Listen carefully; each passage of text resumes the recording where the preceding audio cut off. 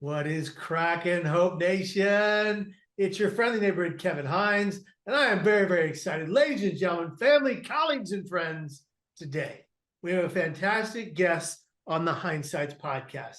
She's a friend to Broadly Box, a friend to me. She also has a powerful story to tell. Becca Ferry is on the show today, and it's making my day. Becca is a mom, creator, friend, and mental health advocate. She lives in the beautiful state of Colorado and loves nature, plants, and of course, sunlight. She has been diagnosed with anxiety, a panic disorder, and GAD, depression, OCD, and BPD. She has battled with self-harm for over a decade and has turned her pain and scars into her strength and into her purpose. She advocates for therapy and medication if that is what fits your mental health journey. She created her little corner of the internet to share with her mental health journey in hopes that she could make others feel less lonely, seen in their struggles, and know that what they're feeling is normal.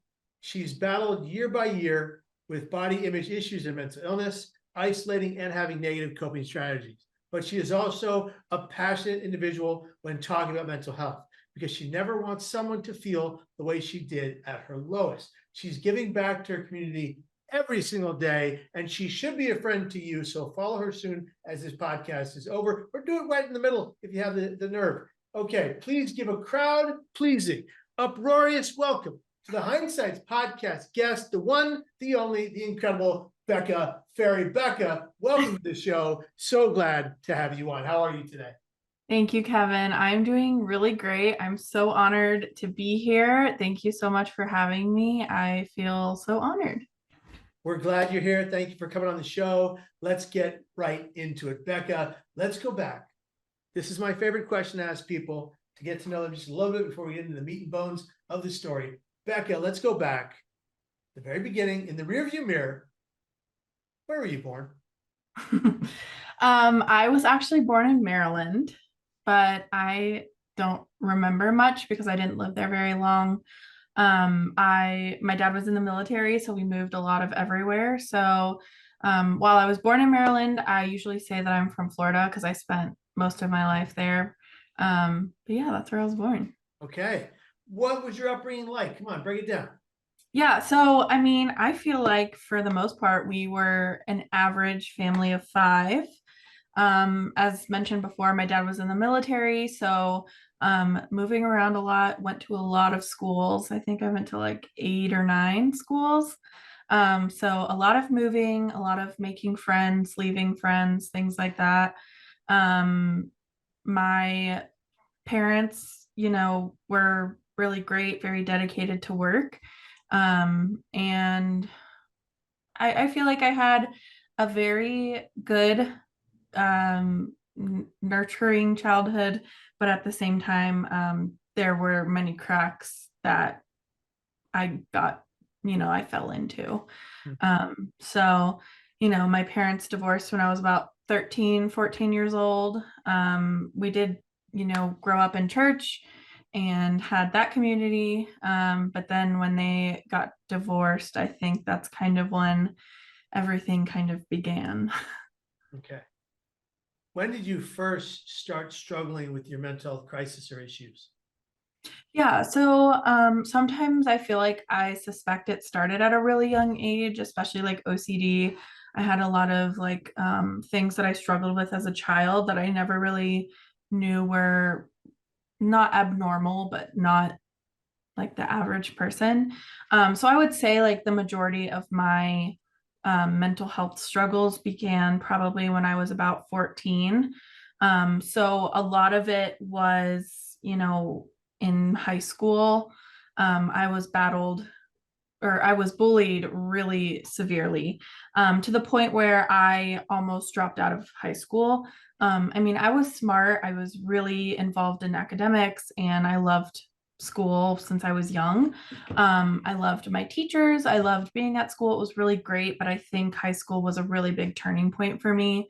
Um, a lot of my peers, I was targeted for my weight, and I had been struggling with depression and anxiety so severe because of my parents' divorce that there were a lot of times that I showed up to school very sad or crying or struggling, and many of my peers didn't ever show up that way. So I was seen as like broken or sensitive or always depressing or something like that. So high school was really one of the hardest times for me. I mean, it goes so much deeper than that. Because of the bullying, I had developed, eating disorders.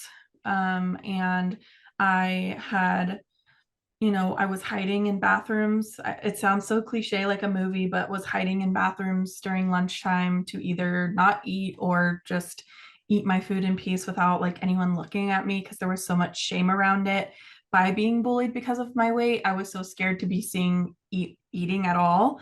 And there were many times that I would like hide out in my teachers' classrooms in the morning or after school because I felt like I didn't have anyone and I didn't want to be seen isolated and be made fun of that way. And I know this sounds juvenile, but this was around the time when emojis came out. So I graduated in 2014, and this was when emojis had first come out, and my graduating class, many of the people in the class had dedicated the whale emoji to me, and that was like so detrimental. And it was so confusing as a child to go through that and just see how people could be so malicious. And that's also when a lot of the social media came out. And so like if we were at a party or something, people would like tweet the whale emoji or just really mean things. So I think a lot of it had to do with also social media and bullying all in one was just very hard for me. In addition to my home life, which was now crumbling with my parents separating, I had lost my childhood dog. I, was just diagnosed with depression and anxiety. And at that time in my life, I had never heard of mental health or heard of mental illness or anything of this nature. So while I don't necessarily feel like I have a safe space at home, I now don't have a safe space at school. I struggled a lot with friendships and relationships and all of that. So I just felt so alone. And yeah, it was just very, very hard. We know today, according to the Surgeon General, that loneliness is one of the greatest causes for depression and suicidal ideation amongst young girls like you were. Becca, what would you say? Because you've come past that. You are a successful individual right now. You're working towards your next goals in life. You're making waves and changes. You're a mom. You're a creator. You're doing so much good in the world. What do you say to the young girl that's in high school right now, going through similar things, who may even be self-harming or want to end it all? Yeah, I mean, loneliness is probably one of the most painful feelings that I had dealt with going through all of that. And because of that, I did, rely on self-harm. So I feel like, studies have shown also that a lot of youth are resorting to self-harm and, like you said, suicidal ideation because they feel so lonely in school. And so my best advice and words to anyone out there feeling the way that I did, and like you have no one, maybe you feel like you don't matter, is really focusing on who you are and not what other people say that you are, because people can say anything about you, but at the end of the day, it's who you are, who your intentions are, what you do. And in addition to that, it's reaching out for support. I never knew that I could reach out to someone and tell them what was going on because I didn't think that, one, anyone could relate, two, that anyone would, maybe judge me or bring shame to what I was feeling. So just knowing that you're not alone, you are deserving of support, you are worthy of speaking up and having someone to lean on. It doesn't have to be a lot of people, it doesn't have to be someone in your family or a friend, but just finding someone that you can confide in. and sharing your voice because you deserve to be heard. Sharing your voice because you deserve to be heard. Everyone wants to be heard and seen in a positive, hopeful, powerful, and good light, I think. Becca, how did this affect your family? Yeah, honestly, I struggled with everything that I went through. I went through alone. And my family never recognized mental health or mental illness. Again, that's why I feel like I struggled so deeply with it, was because they never talked about it. So I never knew that this was a thing. I genuinely thought that something was wrong with me.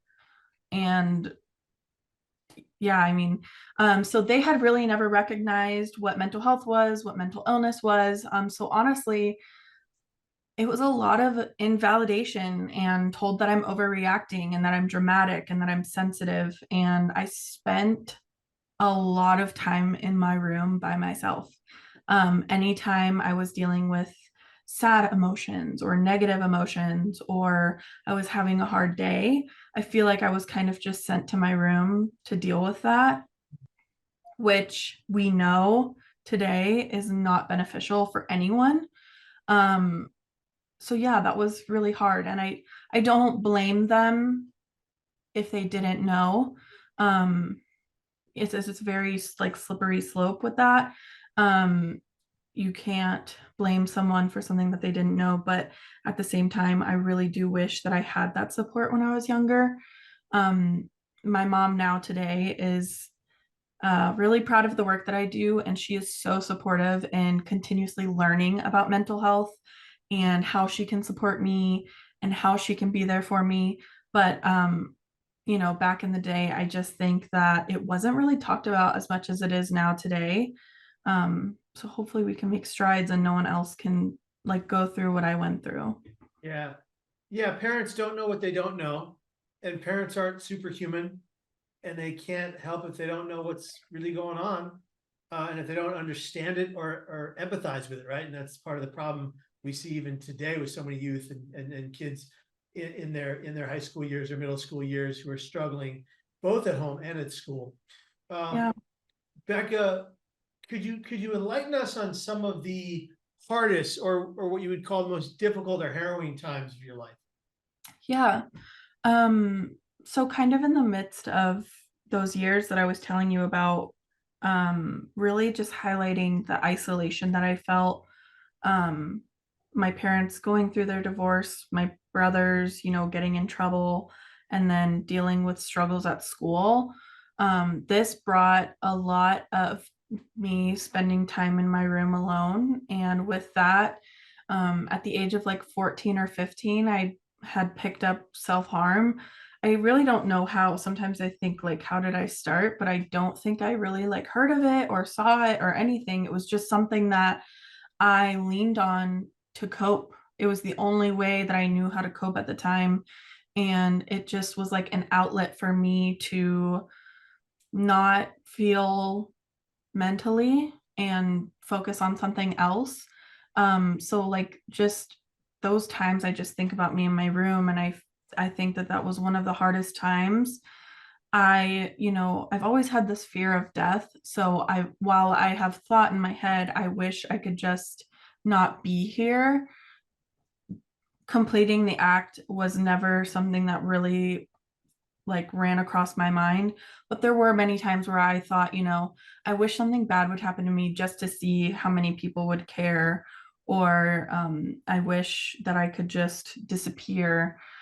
So like all the signs were there, but um, I think that was really just like the hardest time of my life when I was like, you know, 15 years old and in the depths of my family splitting up and feeling like school was not a welcoming place for me.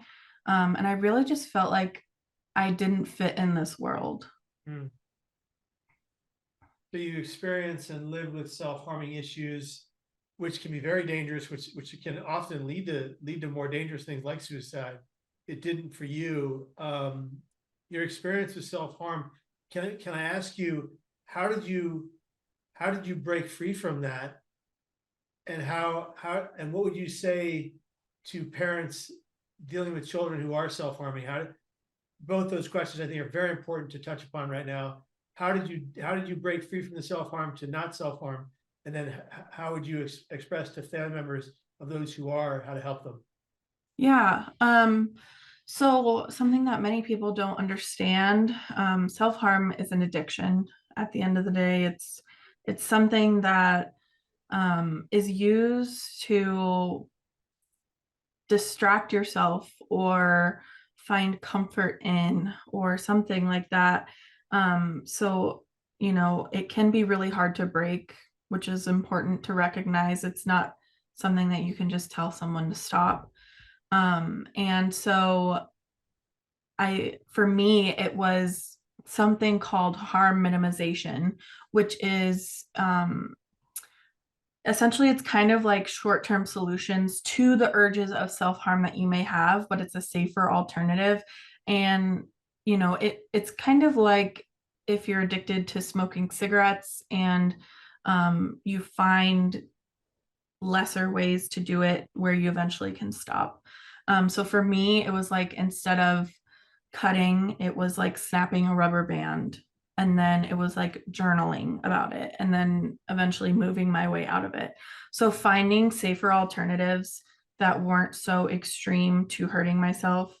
And then eventually turning it into positive coping. So while I once, used to always cope by self-harming, now I'm able to say, okay, I know this isn't good for me, and long term it's not going to do anything for me beneficially.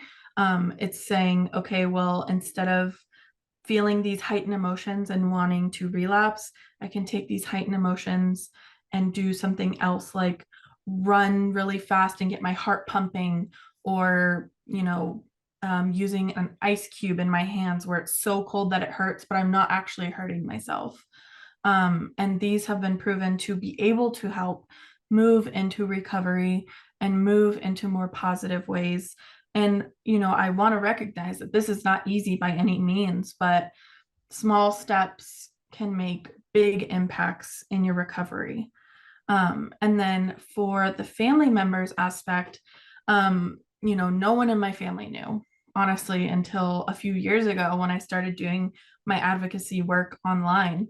I just never really felt safe or ready to tell them because there's so much shame and judgment that you feel surrounding this, um, that I never told them. So my biggest fear was overreaction or judgment. And this brings my point to what I would give advice if you're a parent listening to this, or a caregiver, or a school member, or anyone out there who knows that they have someone in their life that is self-harming. My biggest advice is don't overreact. While it may not be ideal, it has already happened, and um, approach them with support and seeing them and holding space for them, leaving judgment out of the conversation, asking them if they're okay, asking them what they need.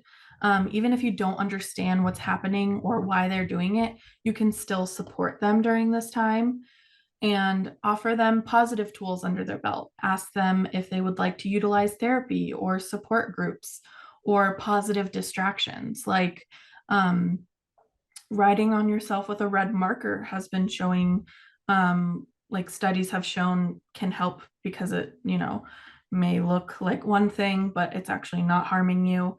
And just leaving the conversation open after you have talked to someone to feel like a safe place for this person, so that in the future they can come to you and say, hey, I'm having thoughts of self-harm. Can you distract me? Or, hey, I'm having thoughts of wanting to relapse. Can you come over? And just being a safe place for them, and just bringing yourself to listen without judgment. I think that's the key, is that the parents that deal with this initial self-harm realization of their children, they fear it, they get angry, they push the child away or the teen away. They say, what's wrong with you? Why would you do something like that? what really needs to occur is let's sit down, take a breath, let's heal those wounds, let's find positive coping strategies that don't harm you but help you. Let's enter into journals. Let's start journaling when we're in pain. So we're instead doing that besides the actual self-harm, or weaning away from the self-harm over time, like you discussed with different methods, until you get to a safe place where you're not doing it anymore. But it is a process, and you're right, it is an addiction. And like any addiction in the world, you can't just come off of it. It's unsafe. You have to take baby steps to get to a better place. And you really outlined it very perfectly on how someone can wean themselves off of self-harm, and how a parent could help a child, help a teen understand what they're going through by being non-judgmental in the process, and just letting them know that they're a safe space, a safe sounding board to listen, to hear, to empathize, to listen, to understand, not necessarily to respond, and to give back some love and care to that individual who is struggling and in so much pain. Becca, how has this experience influenced your approach to mental health advocacy? Yeah, I mean, having the experience that I did, there's many times that I've been asked, would you ever change anything about what you went through to be like where you are today? Because of course, trauma is painful and just all these experiences. But sometimes I am grateful for what I went through, because I feel like I am equipped with so much because of what I went through. So it has helped me so much in my mental health advocacy by being able to relate to so many people and the feelings of things that they're going through, and being able to speak to them directly, and being able to provide, positive reminders and validation and education to so many people that I think sometimes overcomplicate how mental health support should be, when really it's just listen, be there, support. I think a lot of people who maybe don't go through mental health issues, again, they really overcomplicate it by like, I don't know what advice to give. I don't know how to show up. And really, it's just as simple as just be there and listen. So it's really helped me understand how to support others and how to help those who don't know how to support others. So seeing like both sides of helping mental health. Does that make sense? Absolutely. You're Okay. helping the adults in the room recognize that a judgment-free zone is important, while recognizing that listening is the key, that they don't always have to have the answers. Sometimes they just have to physically be in attendance of the moment, Yeah. and say they've got their back. And then helping the teenager or the youth understand that self-harm is not the answer to your problems. It's not going to solve anything, and it's dangerous. Here are the ways to remove it from your system over Yeah. time. I think that's really you've made some incredible points today, and I've never had a conversation like this on the podcast. So I have to say I really appreciate this, because I think that we're breaking new ground on the podcast, and I really can appreciate that, as it's something that I've wanted to do for a long time. So very glad you're the guest today. Yeah. Thank you. Yeah, you bet. Becca, in all honesty, where are you in your brain and mental health journey today? Yeah. So, How are you? I feel like I'm in a really great spot, which is weird to say. I had been struggling pretty badly last year, healing a lot of things, which brought up a lot of things. And I sometimes feel shame, and I haven't really like publicly announced this, but I did relapse self-harm last year. And I'm not proud of it, and I do regret it, but at the same time, I'm moving forward stronger than ever. And I have no urges or no intentions to, you know, go through that again. But I mean, we have to be truthful with ourselves and know that healing is not linear, and it doesn't erase any of the progress that I had made before. And I am being gentle with myself and moving forward with positive coping and leaning on my support more, and knowing that I can really rely on my therapist and again, just having like that positive tool belt on me and knowing that I can resort to that way. But I feel like ever since that, I am feeling very positive and hopeful for the future, and just keeping myself busy on my advocacy work and trying to be there and educate others in everything that I can, especially self harm, because I feel like it is still extremely stigmatized. And a few points that I do want to mention to anyone listening out there. Self harm isn't only for the youth, it is also for adults. There are many adults out there who struggle with self harm, and self harm isn't always cutting or burning or anything like that. It could be abusing substances or doing really dangerous things. So it's important to recognize that if you are worried about someone in your life, just reaching out to them, letting them know that you're there for them. In addition to, um, you know, just anything that could be a red flag, just reaching out to your friends and letting them know that you're there for them and holding space. But back to the question, I'm doing really great. I'm feeling really positive. I'm feeling really hopeful. I really want to like deep dive into more mental health work this year, and volunteering and creating support groups for those who may need it.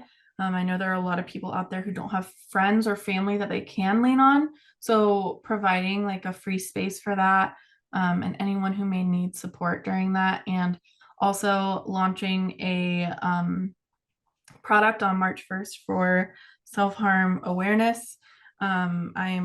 I'm making with Broglie Box and Sira, which is self-injury recovery awareness. They're a nonprofit. We are launching a self-harm recovery care kit for tools for anyone who may need it.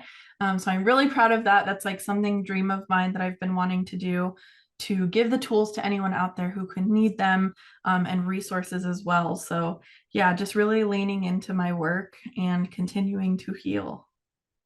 That's incredible to hear, Becca, that you're doing so well and that you've shifted so far forward to be giving back to communities in Colorado, communities around the country with Broglie Box. Briefly tell us what Broglie Box is for those who don't know. Yeah, Broglie Box is incredible and everyone should know about them. They are a wellness curated box. They have lots of tools for anxiety and students and grief and depression. You can either buy a curated box or curate one of your own if you have things that you are wanting more. They are absolutely incredible for gifting to yourself or gifting to a friend, letting them know that you love them. It was created out of the support of Julia and her brother, the loss of her brother. Really incredible and also great mental health advocate co-founders. They are absolutely amazing. And I can't say, you know, so I can say so much about them. They're really great, but it's a really unique box that you can curate yourself or buy one curated and have it to your doorstep and utilize tools to positively cope, mindfulness, gratitude, all the things that we need to use daily. Absolutely. And shout out to Julia Broglie Box Belt and Dustin Belt, of course. Great work you're doing. So excited for it. Becca, as we wrap up here, how do people find you online or on Instagram DMs? How can they reach you? And if someone wants to have you come speak about your experience with self-harm and self-harm reduction and hope and healing and recovery, how do they get a hold of you? Yeah, so you can find me on Instagram at Bettering Becca. My name was designed to continuously always better myself mentally and physically. So yeah, at Bettering Becca on Instagram. You can also find me at Bettering Becca on TikTok, but I don't really use TikTok as much. If you're ever interested in me speaking in a school, that is like a lifelong dream that I'm working towards. I would love to speak to the youth because I was there one day and I would love to instill hope on them and give them the tools and resources that they need. So you can email me beccaeferry@gmail.com. I would love to speak in your schools, or if not a school, I can speak wherever you need me to speak. I would love to be a voice of hope for the youth. Absolutely. Voice of hope for the youth, a voice of hope for anybody who's dealing with self-harm and the people that Absolutely. love them. You can make a difference in their lives.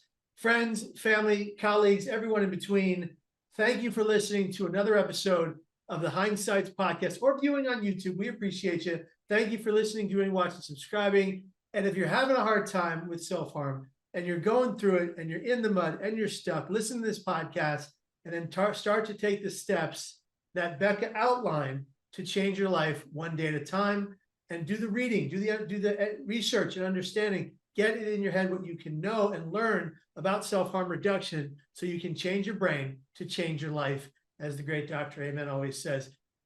Friends, you know what I'm going to say. You guessed it.